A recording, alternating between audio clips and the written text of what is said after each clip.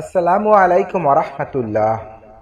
প্রিয় দর্শক, আবু হুরায়রা রাদিয়াল্লাহু তাআলা আনহু থেকে বর্ণিত, তিনি বলেন, এক রমজান মাসে রাসূলুল্লাহ সাল্লাল্লাহু আলাইহি ওয়াসাল্লাম আমাকে যাকাতের সম্পদ রক্ষা করার দায়িত্ব দিলেন।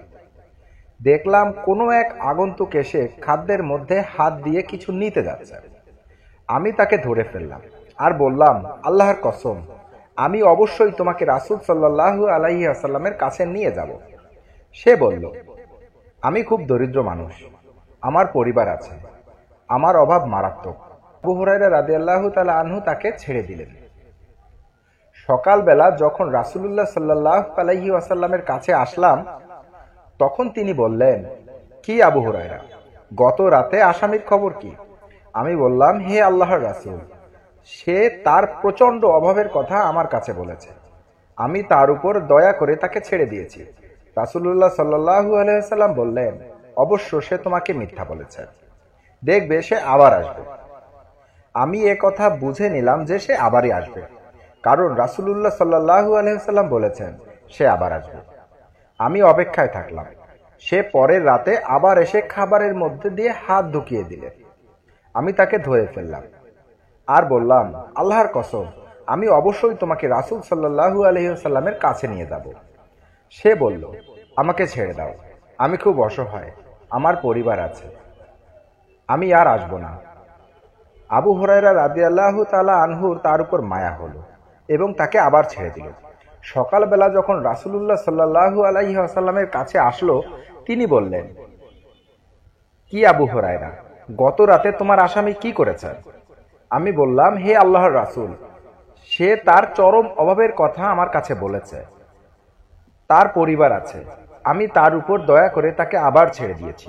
রাসূলুল্লাহ সাল্লাল্লাহু আলাইহি ওয়াসাল্লাম বললেন, অবশ্য সে তোমাকে মিথ্যা বলেছে, দেখো সে আবার আসবে। তৃতীয় দিন আবু হুরায়রা রাদিয়াল্লাহু তাআলা আনহু বললেন, আমি অপেক্ষায় থাকলাম। সে আবার এসে খাবারের মধ্যে হাত ঢুকিয়ে দিতে লাগলো। আমি তাকে আবার ধরে ফেললাম আর বললাম, আল্লাহর কসম, আমি অবশ্যই তোমাকে রাসূল সাল্লাল্লাহু আলাইহি ওয়াসাল্লামের কাছে নিয়ে যাব। তুমি 3 বারের শেষবার এসেছো, বলেছো আর আসবে না, আবার এসেছো।